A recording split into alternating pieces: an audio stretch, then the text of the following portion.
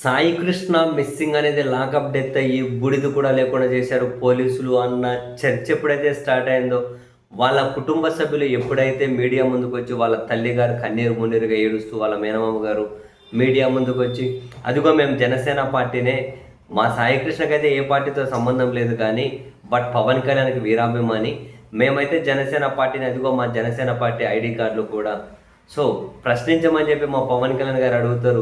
మాకింత అన్యాయం జరిగింది, ఆయన ప్రశ్నించాలి, మాకు న్యాయం చేయాలని చెప్పి మీడియా సమావేశంలో ఎప్పుడైతే వాళ్ళ ఐడి కార్డు చూపించారో అప్పుడైనా పవన్ కళ్యాణ్ గారు కానీ లేదా జనసేన పార్టీ కానీ కాసింత అలర్ట్ అయ్యి ఇది దుర్మార్గం, ఇది అన్యాయం కాబట్టి ఈ విషయంలో ఏం జరిగింది అనేది కూలంకుషంగా తేల్చాలి.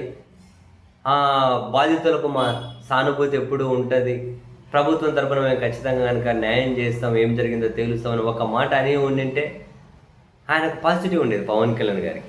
అలా అనకపోగా పైగా వాళ్ళ అఫీషియల్ సోషల్ మీడియా హ్యాండిల్స్ నుంచి ప్రత్యక్షమైన ట్వీట్లు ఏంటో తెలుసా? వాళ్ళ పార్టీ వాళ్ళ కింద కమెంట్లు తుతుతాను ఉంచుతున్నారు. ఏమని ట్వీట్లు ప్రత్యక్షమయ్యాయి?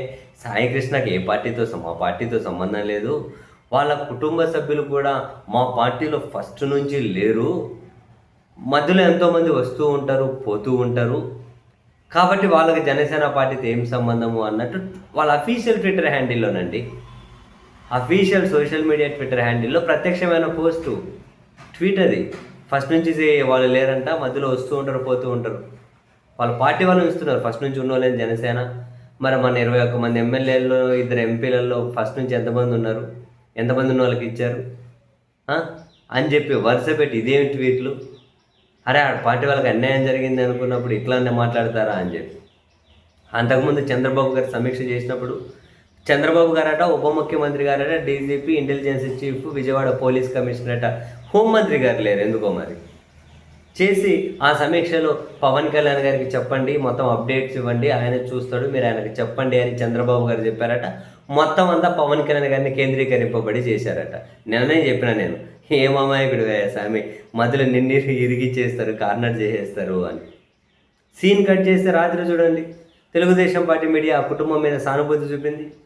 ఆ కుటుంబానికి జగన్మోహన్ రెడ్డి గారు అండగా నిలబడడం అనేది అప్రిసియేట్ చేశారు, సిబిఐ విచారణ డిమాండ్ చేశారు, పోలీసులను కార్నర్ చేశారు, పోలీసుల మీదకు పూర్తిగా నెట్టేశారు, పోలీసుల యమకింకర్లా అన్నారు, పోలీసుల క్రిమినల్సా అన్నారు, ఇంత దుర్మార్గం ఎట్లా చేస్తున్నారు, ఇంత దారుణం ఎట్లా చేస్తారన్నారు, ఇది అమానవీయం అన్నారు. మొత్తం తెలుగుదేశం పార్టీ దీన్ని పూర్తిగా ఖండించేస్తుంది. ఇది తప్పంటోంది, పోలీసుల మీద చర్యలు కోరుతుంది, వాళ్ళు సిబిఐ విచారణ డిమాండ్ చేస్తూ ఉన్నారు. అంతకుముందు జనసేన పార్టీ వాళ్ళు వాళ్ళ దగ్గర నుంచి వినిపించింది ఏంది? అయ్యా అసలు మన పార్టీ వాళ్ళు మనం పోయి వాళ్ళకి సంఘీభావం ప్రకటించాలి, కానీ జగన్మోహన్ రెడ్డి గారు వెళ్ళారు, దాన్ని మనం అప్రిసియేట్ చేయాలి, మన వాళ్ళకి అన్యాయం జరిగిందంటే మనం వెళ్ళాల్సిన చోట జగన్ వెళ్ళాడు అని చెప్పి పవన్ కళ్యాణ్ గారిని జనసేన ట్యాగ్ చేస్తూ కూడా ట్వీట్లు కనిపించాయి. ఈ మొత్తం ఎపిసోడ్ చూస్తే ఏమైంది? అల్టిమేట్గా పవన్ కళ్యాణ్ గారు కార్నర్ అయిపోయారు, ఇటు అటు పోకుండా. పైగా వీళ్ళు మా పార్టీ కాదని చెప్పుకునే ప్రయత్నం చేయడం ఏంది? ఆ బాధితుల వైపు కనీసం సానుభూతి వ్యక్తం చేయకపోవడం ఏంది? పైగా ఆ పార్టీ ఐడి కార్డులు చూపించినా కూడా చలనం లేకపోవడం ఏంది?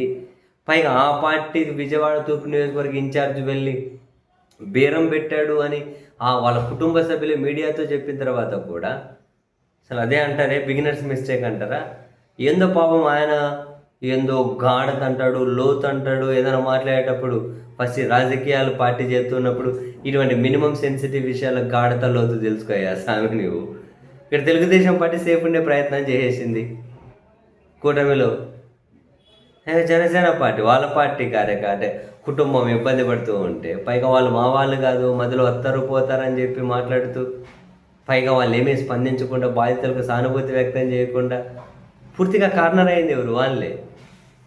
పూర్తిగా ఈ విషయంలో అటు ఇటు కాకుండా పోయింది ఎవరు? పవన్ కళ్యాణ్ గారే. ఆయన ఎప్పటికీ అటువంటి విషయాలు తెలుసుకోలేరు. ఆయన రాజకీయం ఏందో